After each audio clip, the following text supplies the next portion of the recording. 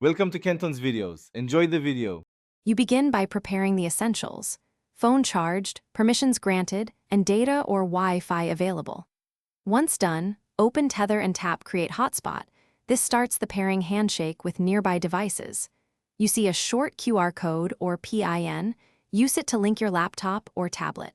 Make sure to allow location and hotspot permissions when prompted, because Tether uses them to advertise and secure the connection. This first action clears the way for the detailed configuration next.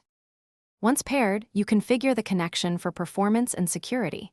You should set a clear SSID and a 12+ character password, because longer keys prevent casual access.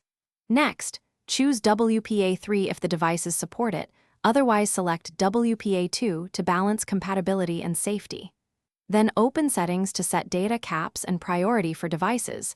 This prevents one client from consuming everything. Also, enable automatic switchback, so the hotspot stops when your main Wi-Fi returns, saving battery and data. You finish by verifying connectivity. Load a web page or run a quick speed test to confirm traffic flows through the Tether.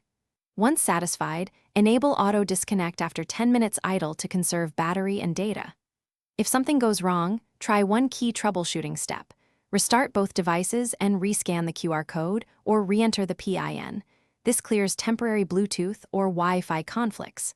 If problems persist, toggle permissions off and on, and regrant hotspot and location access that usually. Thanks for watching. Consider subscribing if we helped you.